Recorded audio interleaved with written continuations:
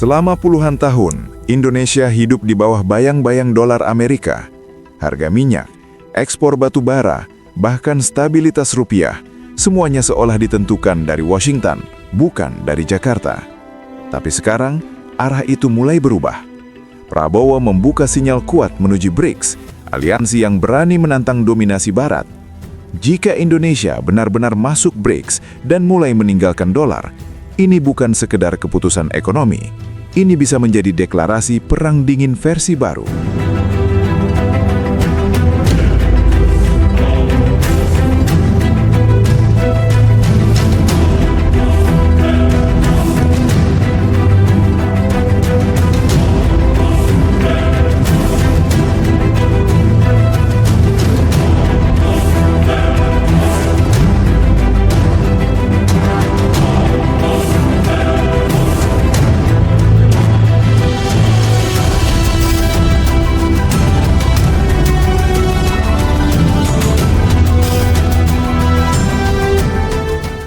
Selama puluhan tahun, dunia seolah dipaksa menerima satu kenyataan yang dianggap mutlak, bahwa kekuatan ekonomi global harus berputar di sekitar dolar Amerika Serikat. Hampir semua perdagangan internasional, mulai dari minyak, gas, batu bara, hingga transaksi antar negara bernilai triliunan dolar, melewati satu jalur yang sama, sistem keuangan Barat. Negara-negara berkembang, termasuk Indonesia, tumbuh dalam bayang-bayang dominasi itu.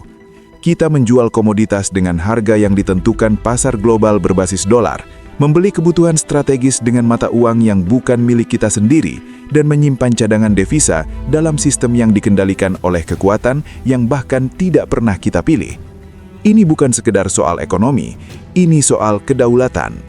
Ketika nilai tukar rupiah terguncang karena kebijakan suku bunga di Washington, ketika pasar dalam negeri panik karena keputusan Federal Reserve, kita dipaksa bertanya, apakah Indonesia benar-benar merdeka secara ekonomi, ataukah selama ini kita hanya merdeka secara simbolik, sementara urat nadi keuangan bangsa tetap bergantung pada keputusan negara lain? Pertanyaan itu kini kembali membara, terutama setelah muncul satu isu yang membuat Barat mulai memperhatikan Jakarta dengan tatapan berbeda. Kemungkinan Indonesia bergabung dengan BRICS di bawah kepemimpinan Prabowo Subianto. Ini bukan isu kecil, ini bukan sekedar diplomasi biasa. Ini adalah kemungkinan perubahan arah geopolitik terbesar Indonesia dalam beberapa dekade terakhir. Karena BRICS bukan hanya forum ekonomi biasa, ia adalah simbol perlawanan terhadap dominasi sistem Barat. Ia adalah panggung baru, tempat negara-negara besar non-Barat mencoba menciptakan tatanan dunia yang lebih multipolar. Dan jika Indonesia masuk ke dalamnya, maka dunia akan tahu Jakarta tidak lagi hanya berdiri sebagai penonton, tetapi mulai memilih sisi dalam pertarungan ekonomi global abad ini. Selama ini, Indonesia hidup dalam sistem yang dibangun pasca Perang Dunia Kedua, ketika Amerika Serikat muncul sebagai penguasa ekonomi global dan dolar dijadikan pusat peredaran keuangan dunia. Hampir semua transaksi perdagangan internasional menggunakan dolar. Bahkan ketika dua negara Asia berdagang satu sama lain, seringkali pembayaran tetap harus melewati dolar. Sistem SWIFT, jaringan pembayaran internasional yang menjadi tulang punggung transaksi global, juga berada dalam orbit kekuasaan Barat. Artinya, siapa yang menguasai sistem pembayaran, dia menguasai aliran darah ekonomi dunia. Negara yang keluar dari sistem itu bisa lumpuh dalam hitungan hari. Iran pernah merasakannya, Rusia mengalaminya. Ketika akses terhadap sistem keuangan global dibatasi, ekonomi nasional bisa terguncang hebat. Indonesia tentu belum berada dalam posisi seperti itu, tetapi ketergantungan tetap nyata. Kita ekspor batu bara, nikel, sawit, gas, dan berbagai komoditas strategis, tetapi transaksi besarnya tetap berputar dalam dolar. Kita menabung dalam cadangan devisa berbasis dolar. Kita menjaga stabilitas pasar dengan membaca sinyal dari Federal Reserve, bukan dari kebutuhan rakyat sendiri. Bahkan ketika Bank Indonesia bekerja keras menjaga nilai tukar, seringkali musuh terbesarnya bukan faktor domestik, tetapi gejolak kebijakan moneter Amerika. Inilah ironi besar sebuah negara besar. Ekonomi nasional bisa goyah hanya karena pidato seorang pejabat bank sentral di negara lain. Dalam konteks itulah, BRICS menjadi semakin menarik. Awalnya hanya terdiri dari Brazil, Rusia, India, China, dan Afrika Selatan, BRICS kini berkembang menjadi simbol blok alternatif terhadap dominasi G7 dan sistem keuangan Barat. Mereka berbicara tentang perdagangan lintas mata uang lokal, pengurangan ketergantungan terhadap dolar, pembentukan bank pembangunan sendiri, bahkan gagasan mata uang alternatif untuk transaksi antar anggota. Ini bukan sekedar wacana ekonomi, tetapi revolusi geopolitik.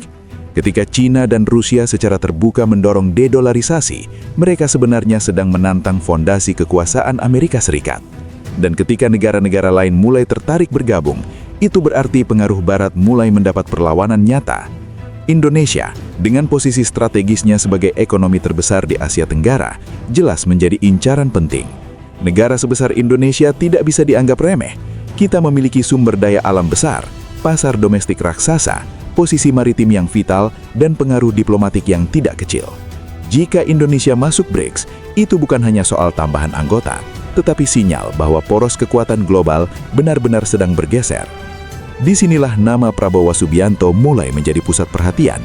Sejak terpilih dan semakin aktif dalam diplomasi luar negeri, langkah-langkah Prabowo dibaca dengan sangat serius oleh banyak pihak.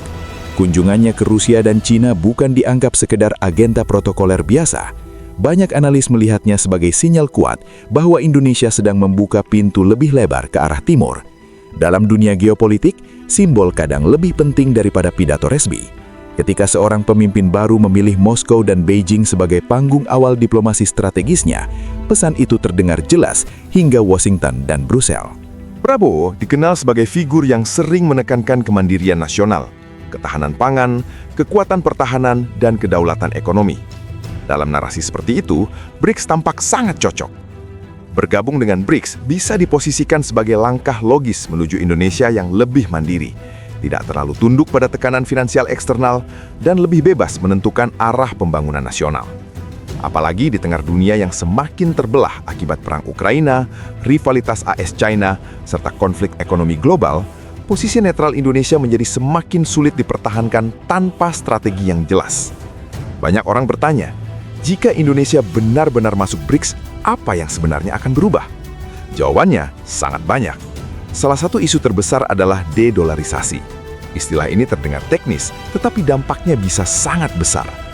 Dedolarisasi berarti mengurangi ketergantungan pada dolar AS dalam transaksi perdagangan internasional. Misalnya, Indonesia menjual batu bara ke China dan dibayar dalam yuan, bukan dolar. Atau membeli minyak dari negara tertentu menggunakan mata uang lokal atau skema barter strategis, bukan melalui sistem berbasis dolar. Secara teori, ini membeli keuntungan besar. Indonesia tidak lagi terlalu rentan terhadap fluktuasi dolar.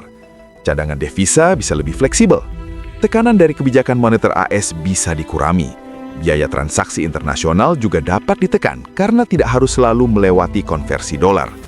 Ini adalah bentuk kedaulatan ekonomi yang selama ini hanya menjadi slogan. Bayangkan, jika Indonesia benar-benar bisa berdagang berdasarkan kepentingan nasional, bukan berdasarkan aturan yang dibuat oleh sistem luar.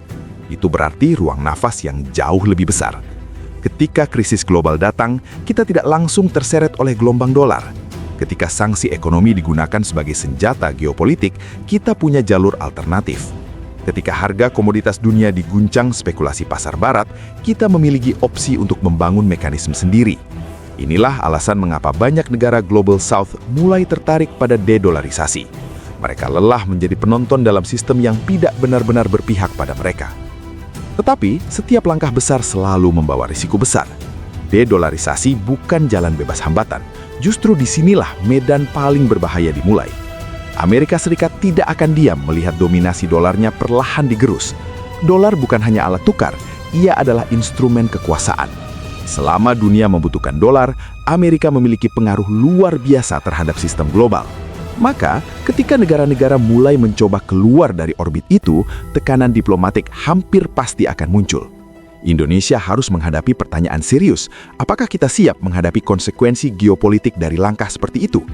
Barat bisa merespons dengan berbagai cara, mulai dari tekanan pasar, perubahan sentimen investor, hambatan perdagangan, hingga tekanan diplomatik yang lebih halus namun efektif. Investor asing sangat sensitif terhadap persepsi stabilitas.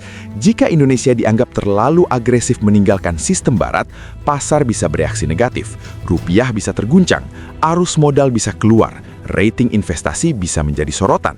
Dalam ekonomi modern, persepsi kadang lebih mematikan daripada realitas.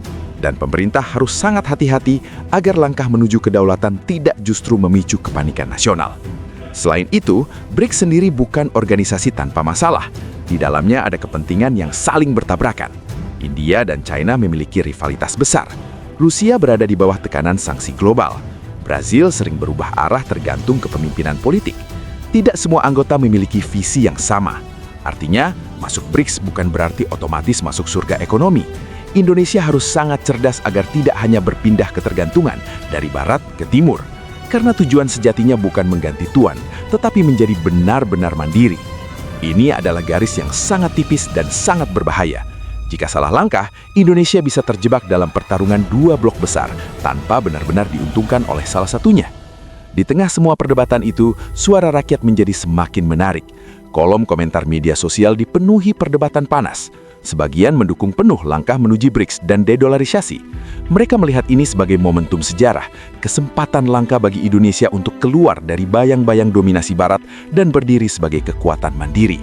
Mereka mengatakan, selama ini kita terlalu takut pada Amerika, terlalu patuh pada sistem yang tidak adil, terlalu lama menjadi pasar, bukan pemain. Mereka ingin Indonesia berani mengambil resiko demi masa depan yang lebih berdaulat. Tetapi, tidak sedikit pula yang menganggap langkah ini terlalu berbahaya. Mereka khawatir Indonesia sedang bermain api dalam arena geopolitik yang brutal. Mereka mengingatkan bahwa stabilitas ekonomi lebih penting daripada simbol politik, bahwa investor tidak hidup dari pidato nasionalisme, bahwa rakyat kecil akan menjadi korban pertama jika pasar panik dan harga kebutuhan melonjak. Mereka bertanya, apakah kita benar-benar siap menghadapi dampaknya? Ataukah ini hanya euforia politik yang nanti dibayar mahal oleh masyarakat biasa? Perdebatan itu menunjukkan satu hal penting. Isu ini bukan sekedar soal elit, tetapi soal masa depan nasional yang menyentuh kehidupan sehari-hari. Harga beras, nilai rupiah, lapangan kerja, investasi industri, hingga kekuatan diplomasi Indonesia di panggung dunia. Semuanya bisa terdampak. BRICS bukan hanya singkatan 5 huruf. Ia adalah simbol pilihan jalan sejarah. Prabowo kini berada di persimpangan itu. Jika ia benar-benar mendorong Indonesia lebih dekat ke BRICS, maka itu akan menjadi salah satu keputusan paling menentukan dalam era kepemimpinannya. Dunia akan mengawasi, Barat akan menghitung, Timur akan menyambut, dan rakyat Indonesia akan menilai apakah ini keberanian strategis atau perjudian besar. Pertanyaannya sekarang bukan lagi apakah Indonesia bisa bergabung dengan BRICS, tetapi apakah Indonesia siap menanggung konsekuensinya. Karena dalam geopolitik tidak ada makan siang gratis. Setiap aliansi punya harga, setiap kedaulatan menuntut keberanian, dan setiap keputusan besar selalu mengundang badai. Mungkin inilah saat ketika Indonesia harus menentukan tetap nyaman dalam sistem lama yang penuh ketergantungan atau melangkah ke dunia baru yang penuh risiko namun menjanjikan peluang kemandirian. Sejarah tidak pernah ditulis oleh mereka yang hanya menunggu aman. Ia ditulis oleh mereka yang berani memilih arah ketika semua orang takut melangkah. Dan mungkin tepat di titik inilah sejarah Indonesia sedang menunggu keputusan berikutnya.